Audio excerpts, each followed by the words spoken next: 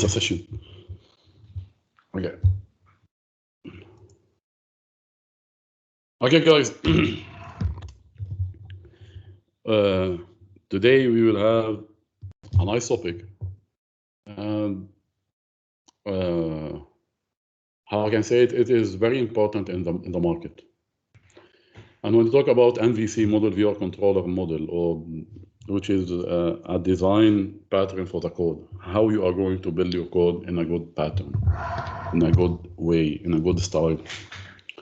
So far, you know, first we start with a procedural code for PHP, and then we go to the object-oriented one.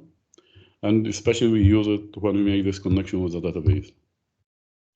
Today, I will talk about MVC, which is a model viewer controller, that we are talking about the way how we are going to arrange our code in a way it be very flexible for a new update will take place later. So we'll talk first about MVC overview. What is what I mean by a model viewer controller? And then we will have a sample MVC application. I will do it with you. Then we'll talk and we will summarize advantage and disadvantage. So let's talk first about MVC. So MVC, it is model viewer controller. It is an architecture pattern. So when I said architecture, I'm talking about how you are going to manage different files concerning your code. So how? So far what we do is that all the files we will, based on the assignment 2 and 3, that all files we put them in the same folder. We name it, which is the main folder, the source folder. And some files in the same file we will go to make connection with the database and retrieve the data, and then we view the data. So most of the PHP files, if they have a connection with the database, so we are going to go to make this connection, retrieve data, and view this data.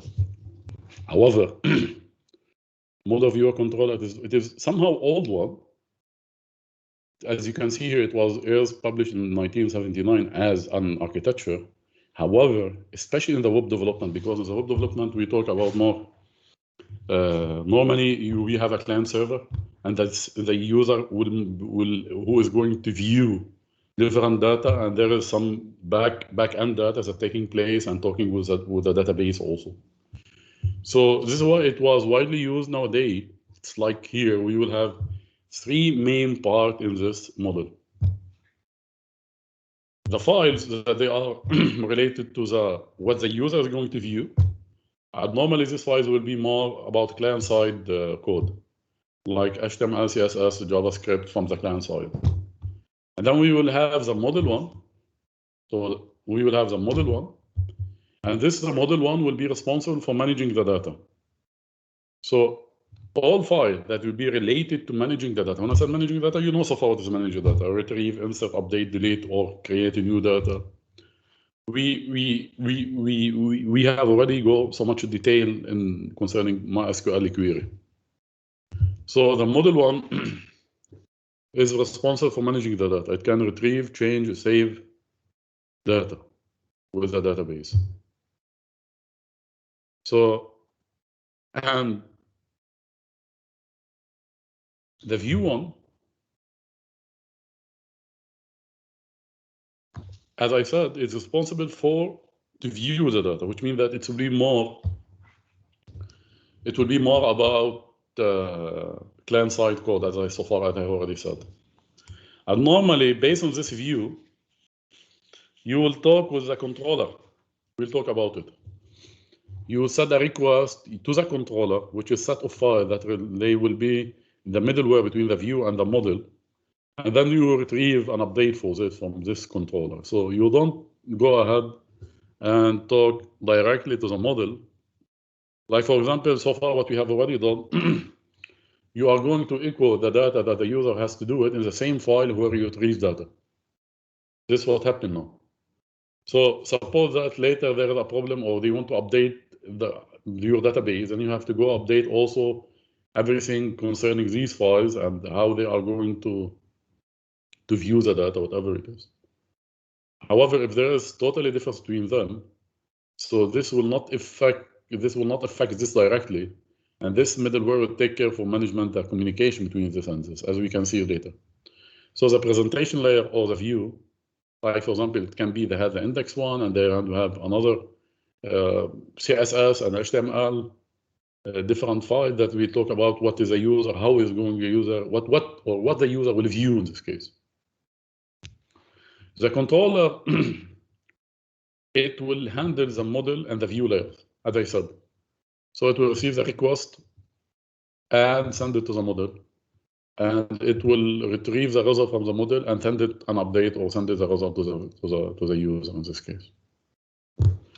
So the YAML MVC sequence diagram. The YAML MVC sequence diagram is something like this. So I'm quite sure, maybe, I don't know if you have already started some courses concerning this, but you should be somehow familiar. This is sequence diagram talk about different instances from different classes, how they interact with each other. So we will have this client, which is the user that use our system. It will send a request to the controller, and the controller will send request data and then return data. Again, also it will send data retrieved from the model and format the data. So you can see that here, the user finally will receive the view after being processed by the controller and communicate with the model in this case. So the view will not talk with the model directly. The view, I'm talking about the page that the user or the class that the user will see it. We're talking about object-oriented. And this is how different instances object can interact between these three different classes or set of classes. So let's start with a sample MVC to understand more what I'm talking about. Let's start with a sample MVC application. So I have this project. We will have a database. It has one table, which is book. This table book has 3 parameters. I will show you now the database. So the title, maybe a description, and the author. So you want to retrieve this, as we did before, like for example, the assignment. We want to retrieve the data from the database and show them or view the data for the user. So in this case, we will have the index page. Here's a view folder, here's a model folder, and here's the controller folder. And within each folder, we will have the PHP files according to what we have already categorized, which is this is the model files. So we will go one by one now. And this is a controller file, and this is a view file. So the entry point will be the main point that the user, as we said, that always PHP project, it is a must to have the index page, and the index page, it is the first page that the user can access in this case. So it is the entry point. What it has to do, the entry point, it will create an instance from the controller and make a navigation for this. Why it has to invoke the controller? Because the controller will take care for the model and the view. So this controller file will take care for the model and view, as I said, I'm saying. So the controller, let's go now to the controller, what we will have in this file. So this controller, maybe we will have require, we will have a class controller, and we created a model object. And then in this constructor, there is a new model, and there is the rest of the code, we will see it. So the main part of the code is that we have to create a class controller, and then we will have a public model, which is a model, it is an object from the model. And then we create the model, because this controller is going to talk with the model to retrieve the data later. So in order that he can access the data, he has to create an object from this model. We will see later I will add later more screenshots to the lecture also about the complete code of this controller part. The model entities. In our example, we will have two main files plus the configuration file, the file that we named before connection.php.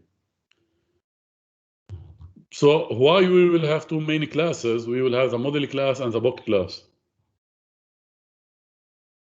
The book class, it resembles an entity in the database. So if you will have, for example, book and author, so we will have a book.php and we will have author.php. Why? The book class, it will be, whenever we create an object from it, it will hold a data for one entity from the database. When we said an entity from a database, we are talking a table, and when we can, and this object will hold a value for a special record in this case. We will use it to resemble the retrieved data from this table. So in this case, for each table, we will have a file in this case. And for each file, this will be a class. And then the variable of this class and the variable of the object that you create from the class will resemble the different parameter in this entity or this table. The main one now, it is a model one. In this model.php, you will create all methods that will talk with the database. So all the queries will be written here. If you remember now, for example, in our old assignment, we will go for the professor, and then we will share the place where we make a select all professors. There is a place where we select courses, and there is a place where we will insert a new course. So we will put all these queries with the PHP code for this within the view itself, where it's going to view it or to take the data or to insert the data. However, it's not like this. It should be by a standing alone file for the talk with the model. And this standing alone file will have different methods. So there will be, for example, if we return back to our assignment, there will be a method that talk about select all professors, insert a new professor, get all courses, insert new courses. So all of these methods should be within this class. We name it model in this case.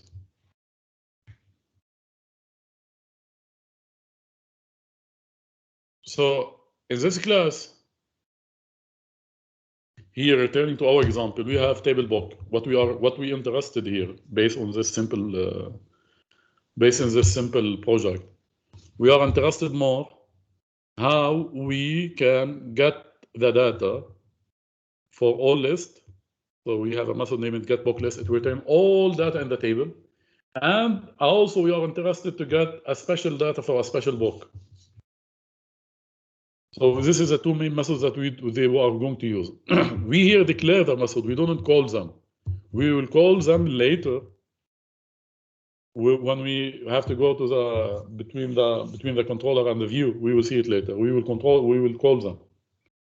So again, the model file will only take care for all methods that are going to retrieve or insert or update based on what you need with the database. But all this method should be here. And all table will be resembled as a class because an object will resemble an instance from this table in this case later, which is here in our case a book. So get book list. Again, what you have already written before it doesn't mean that it is incorrect, but the one that style is according that there is no special architecture for our project. It was the first style that a student will learn. However, later, when you write, especially when you write a huge project, if you write a simple project like assignment and your own project, it's okay. You can go ahead with this. But if you are talking about a huge project, it should be based on model viewer controller. This is why, even though maybe this model viewer controller, it is not, to be honest, from the main, maybe it's not from the scope of the course, but I think it is very nice to know about it. that you can use it later to write a professional code. So let's return back here to get book list. Get book list, we have to write the query select star from book. We have to select everything. And by the way, I have already created a connection, so I make a require once to make this connection. And I need also an book object, so I require the book.php. I create a new connection based on my file, that connection, and then I will make a new MySQL which will I will open the connection based on the connection parameter that I have already defined here in this connection.php. We open connection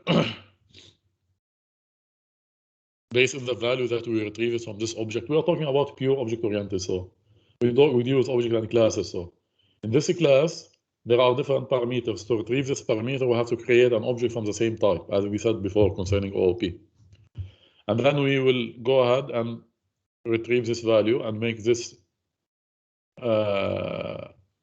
make my SQLi connection, everything okay. Then we're going to send the query. I have to create an array, an associative array, because it will hold the retrieve data. So while I make a fetching, you can see I create an object from table book. So for each row, this is a table book. It has 3 parameters: title, author, description. So for each row, you'll have 3 values. For each row, I create an object from part B, like B1, B2, whatever you can name it. And this B, according to here, it can have 3 parameters. So I will take the values and save these 3 values for this row in this object. And then I will go to the list and put in this list 2 elements: the object that holds the value that I retrieved for this row, plus a key. With a key, it is the title. Suppose it is a primary key in the new table if you want to declare it as a primary key. So title and the book that holds this. So the list will have 2 main elements: the book object. The book object will resemble each row in the retrieved one that has 3 values, plus the key, which is the title of the book in this case. When we finish this loop, we will return the list. So get book list will return a list that has all the object for the book, that has all the variables for each one of them. Here, get book title. So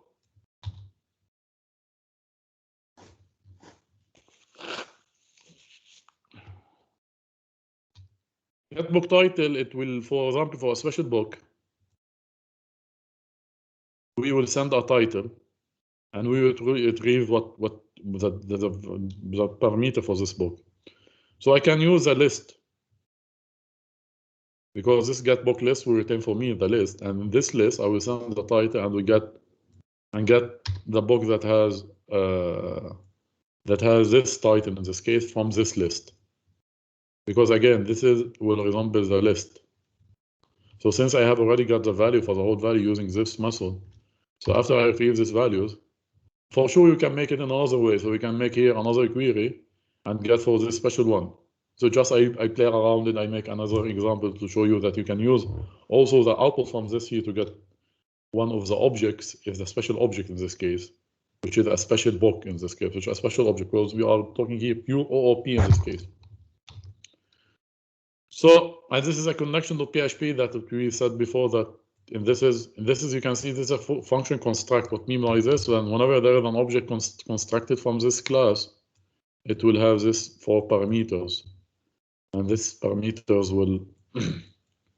will have this values, and for this values, each is values, we will have the values according to the setting. So if we have to change any setting, just we say change the values here. If we change the setting, or we change the setting in the server, so just like we have already agreed before it should be a standing alone file. So, however, here I put the settings here, and I put it in the constructor of this class. So whenever, anytime I want to create an object, it will have this value in this case. So if I want to summarize the model summary, in the real-world scenario, the model will include all entities and classes that persist data in the database, and the classes encapsulate the business logic. What I mean by that, as I said, all the classes that they are related to the data, if you are talking about the database and it was concerning databases, will be part from the model folder or the model part of your MVC. And all methods that we will use it to retrieve or insert, you have to declare here, and then you will call later, like here. So we declare two methods here so far. Get book list, it will return a list with all books in the table, in your table. Our database has only one table, which is a book, and get book will get the book for a special title. Now let's go to the view. The view is responsible for formatting the data received, as we said before. So the data that you have received, you have to put it in a special format, which is the view format. Now it's about the view or the design that how the user is going to see the data. So like here, so we said here just how you do it. You want to do it here, like here, or put it in a table, or just put it here, like 3 different lines. So it's up to you how we're going to do this view, how to view this book in this case. And this another view, it is a book list. Here is a view just to see the title. And here I put here, for example, here I made this is a table for to view the block list in this case. Again, as you can see, that whenever this is a view, so I just retrieve this data from here. So I will go to the list in this case where we can see it later, and then go title and book.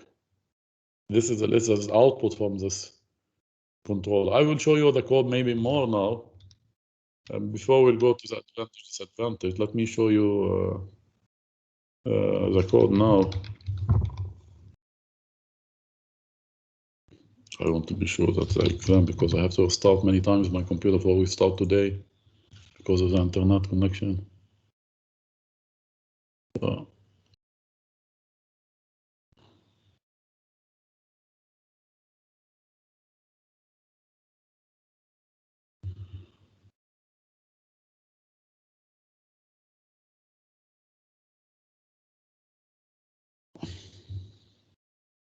So here it is.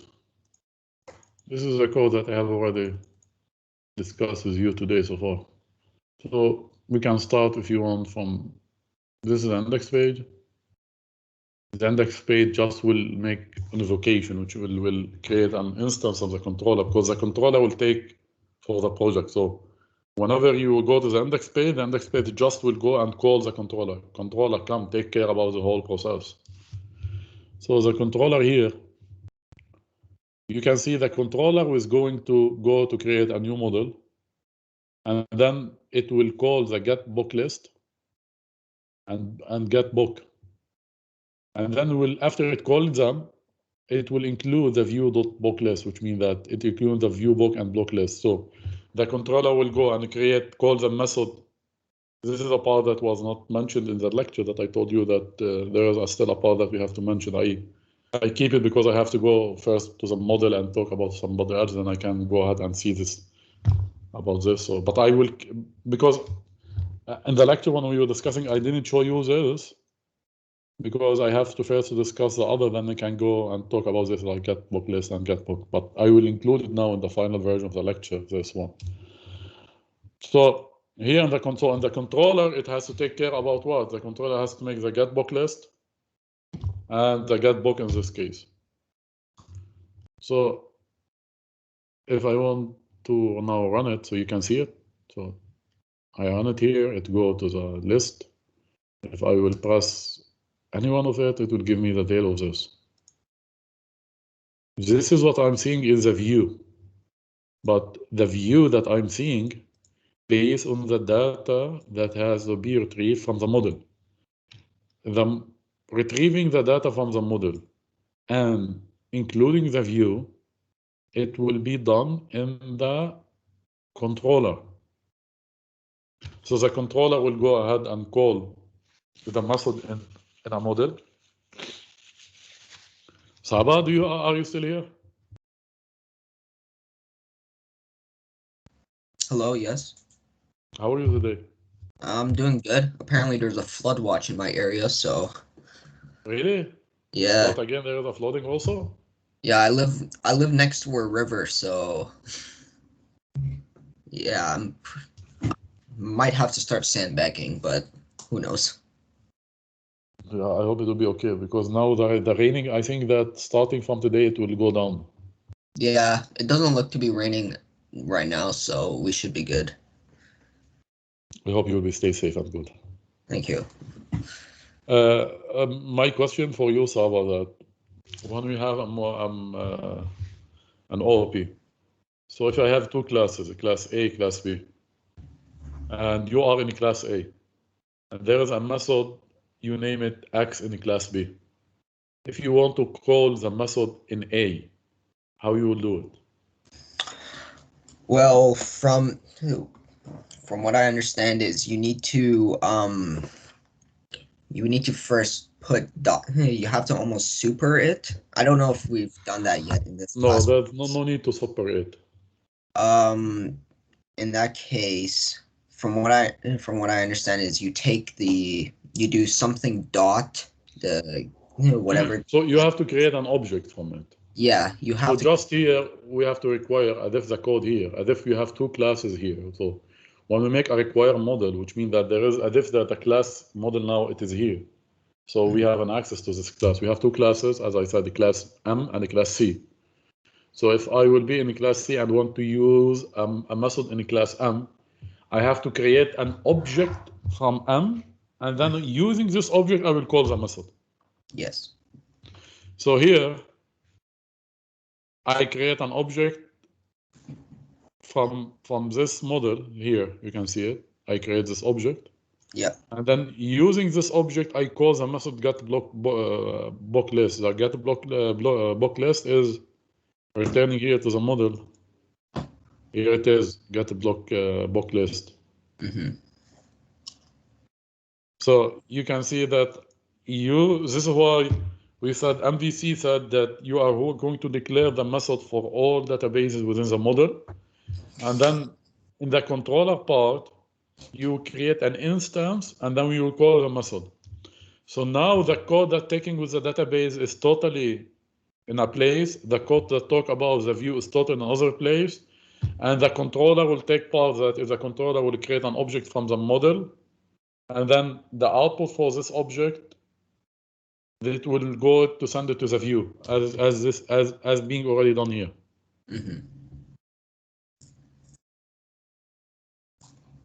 Is it okay so far? Yep. This is returning back here. So this is MVC. To be honest, there is also there more architecture are being used that has more dimension, like the 4-dimension one. But the MVC itself, there is already a different framework that already being in the market that you can use. There are frameworks that just you can use the framework and you implement your code using this framework. But most of the well-known frameworks, they are MVC. And if you go later to work with a company, you can't. If the first question was said you in the interview, this silly guy tell you, you know what is MVC? And then you should have solid background about it in order that not just you have knowledge, you understand the knowledge. Some students, they only have to go to make interview. They okay, we know this, but they don't understand the concept of this knowledge. Why we need this. So I hope that in this, what we have already discussed, and this real example, we can understand more than why we need this. So the advantage, the model view are separated, as I said. So making the application more flexible. So if you want to update anything in the view, it will not affect your model file. And the model and view can change separately. So each model can be tested and debugged separately also. So you can go ahead and make your debugging testing. You should know that the model advantage. But the disadvantage, if I want to add disadvantage, I can say that disadvantage in this case talk about, I will update also this lecture. The disadvantage talk more about for small project. For small project, it's not easy for that you will have sophisticated structure. And then, like, for example, you are dealing with your own project, or you're dealing with a project that has a very, very special need. It doesn't have, for example, a business project that will have many views and you have a huge number of tables that you have to deal with it. For sure, if this is the case, you have to go to this one. However, if it's not the case, like you, when you are doing your project, but you can, if you are interested, you can use the MVC for your project just to practice it. But normally for some small project, you will not go for MVC. You will keep MVC for large project. But you should know about. When I said large project, it doesn't mean a huge project. It is a real world project. So if I want to create a project for a company, a project that make a business management, I have to use MVC. This is one of the best PHP MVC framework that you can like code in. This is framework like Cake PHP, so they all are MVC. And that's framework that which means that as if you rather than start building your own home from the beginning, you go ahead and get, I will not say it is a well-constructed home, but you have a home that will have all the basics, and then you go ahead and start putting the finishing part only. So using this framework, you can do this. This will be the last thing we discuss in this course. I hope that you have already benefited from this course, and you can be now a nice PHP programmer, a nice web development. And I'm quite sure if you can practice more, and then you can, here in Canada, there is a lot of a job market asking for web development and PHP web development guys. So if you have already practiced good, then you can go start now applying for a student job, because most of the student job is this. Because most of the students during their study, they have to go to work, something that to get some money because they need to support themselves, but it will not be in their own, let's say, in own domain. But now I think you have a tool that you can go and apply to get a job based on your domain. I hope that I did my best that I can clarify the main concepts, and I will have already given you the ABC and the main concepts here, but still it's a matter of practice. Programming, not only web development, all programming languages and concepts, you need to practice. If you not practice it, you will not be a good programmer in this case. Let's talk about the next lecture. What will be? The next lecture will be, I put it on open stage. I will not give a lecture. I will be online. That's for students or groups that they are going to present their work. I encourage all groups that they can join the live session, go ahead and do it. Because it will be a good opportunity that you will do it with me, and then I can ask you questions. I will not make an assessment, so I will be fair with people that will be with the live session or will be offline. But maybe if you will be here in the live session, we can discuss what you have already outcome. I will give you some hints to enhance it live. Because to be honest, later when I will double check your project, I will make an assessment, give a grade, but maybe I can't see you later to discuss the output of your project.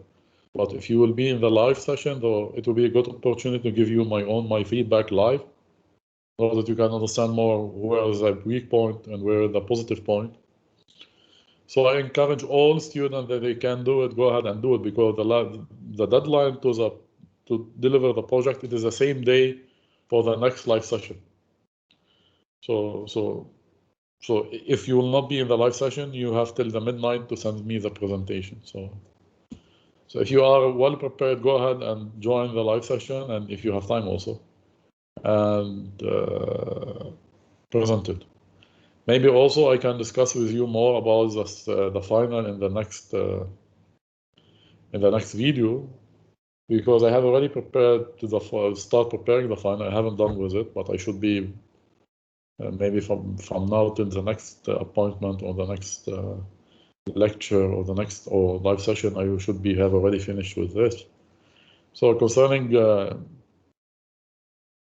it will be like the assignment, but it should have some theoretical part, which is like the first assignment, which is that there will be a multiple choice true false, and then you will have to deal with different code.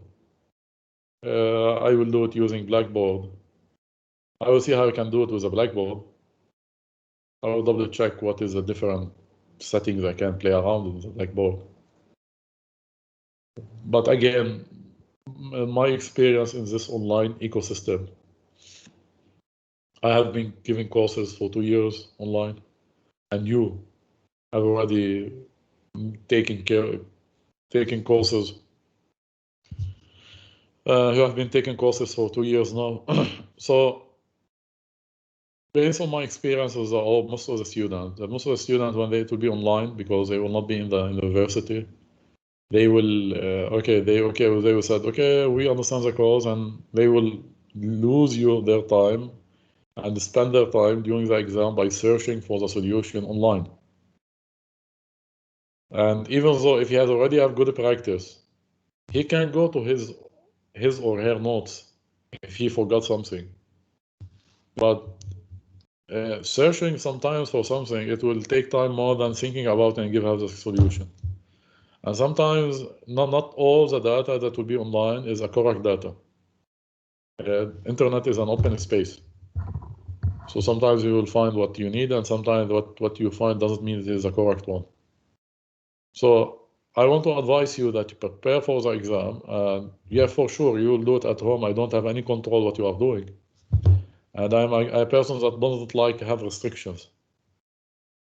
So, but don't go ahead and not prepare well and put in your mind that you have time to search. Don't do it. That was all for today. Saba and Gurkan, do you have any question for me today you want to ask me? I just had one question regarding the final. You said that it's going to be, in your announcement, you said that it would be from, I think, 2 p.m. to 5 p.m. is the scheduled time.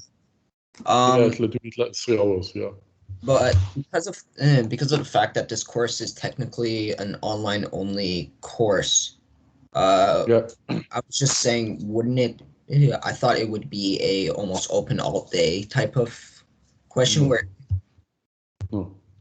No. Because no, this is not like this. So you have a specific time to finish your exam, and this exam was sent to the administration to put it in the schedule in order not to have any conflict with other exams, especially if still there are maybe some students will have conflict they have to take with the administration.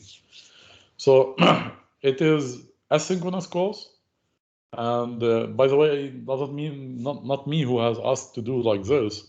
This was the restriction from the university administration. So it is asynchronous, which means that all the material of the course and all the assignment, the project should be done in an asynchronous way. We shouldn't. We are not expected to have live session. This is why I made it as this live session was. Let's say it is. I made it is. It is. Let's say. How to say it? I made this as optional one because I don't expect to have a live session. I can only just record the lectures and send it to you. But I don't believe that recording the lecture and send it to you, it will be the best way. I think that what the decision that I have already taken at the beginning to have a live session, optional one, whoever can join, and this interaction with the student and the group work, and then record everything and share it with the other was the best way rather than just have a silent recording. You agree? I understand, yes. So, however, the final exam, you should have a special time, like all exams, to do it. Asynchronous means the delivery of the material. It doesn't mean that concerning the exam. All right. But why you are asking this? You live in Canada. Maybe others that they don't live in Canada. They have maybe time difference, and it will make problem for them. I asked the question because a lot of my other courses that are asynchronous online, because of the fact that they are asynchronous, they simply just leave the exam open for all day. Okay. So like you have like say the all day for December 21st to do the exam, but you do have a timer on it. Okay. That was just my question. Yeah. And in my case, I have already double checked with administration, and they know that it's asynchronous. So I said, to be honest, I said, okay, I see that this can be done like this. They replied to me, yes, and they scheduled it. So I don't believe that there is a restriction concerning this exam. So since the final exam scheduling is not by the instructor, it's by the administration. I understand. Maybe the instructor will have more than one choices to choose, but when they give me these choices, I agree with this. Maybe there are other choices, but I'm willing to do it like this. Because I want to be sure that you can finish this exam in specific time, because this is one of the parameters I have to consider when making the assessment. I don't believe that give you 24 hours to make a programming code, and then you will talk with somebody else and ask him to send you code, and somebody else and ask me to send him the code. This will be, to be honest, it will not be an accurate assessment. I don't believe in this. I understand. Because you have already the project. Your project, it will take 3-4 weeks to do it, and you have the assignment, each one week you have already do it. So the final will be not another assignment, it will be an final, which means that we have to evaluate you as a student, what you have already learned in this course, and then you can do it alone with a special time. So I believe that the final should differ from the assignment and the project. Knowing that maybe this is most of the courses they have midterm. I cancel the midterm. I think I'm the only instructor that cancels the midterm. I cancel the midterm from the beginning because it is a programming course. I believe that 70% of the grade will go to the assignment and project because I want you to practice at home. But you should give me a 30% to evaluate the A student in this case. Do you agree? I understand, yes. So this will be for the A student. I hope that all of you will be the A student. Alrighty then. Okay, good luck. See, I don't know if you will join next presentation for live presentation or not, but I hope that you can join with your teammate, and then I can see you there. If not, it will be a good opportunity that I met you here, and I hope that next semester I see you in the campus. Gorkan, yes, Gorkan, do you want to tell me something? Yeah, I had a question about the final exam. So it would be a assignment, it would be a project work for this final exam that we have to do in a particular time, or it would be a pen and paper test? I have already started with it. So what the questions that I have already started with it is a comprehensive part, which is the multiple choice and true false, and maybe I will add another one about concerning fill in the blank, some words, something like this. And it has like the assignment but I can't give you, for example, a huge project. It will be somehow based on the timetable. There is a code you have to write it. Okay. Okay, got it. Thank you. Yeah. So just one more question, because about the to be honest, the next live session, I should have finished the final. So I will have a better image about the final. So I have already started. I finished about 50-60% from it. I should finish it now within this week. So I can, the next live session, which is the last live session, I will give you more hints about the structure of the final. But so far, what you should know about it, in order that because you should start preparing from now, that there is a comprehensive part, true, false, like the first assignment, which is a concept one, and there is a code part. And everything is included because it is programming sequential course. So all lectures related to each other. So all lectures are included. There is no lecture out of the box. All they are in the box. Go ahead, Saba. So my question was just about that coding part. Like you say that you say that it will be like linked Let's to. keep this very specific question for the next live session. Do you agree? Okay, I'll keep it for next. Because in order to have you in order that I can have a better image for this, but because you want to start preparing now. For you to prepare, you should know that you will have a multiple choice and true false questions, like the first assignment, and you will be asked to write a code. Okay. the amount of the code you want to write it. And to be more specific, if you were going to write, you will not write from A to Z project, maybe. Or I will give you very small tasks to do it within 1 hour or whatever. Or I will maybe will start a code with you and I will tell you, go ahead, this is a code and complete this code. I can do this. Okay. So I have more than one choices to this, but there is a code part.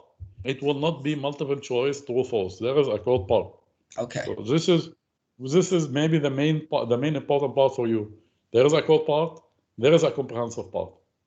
Okay.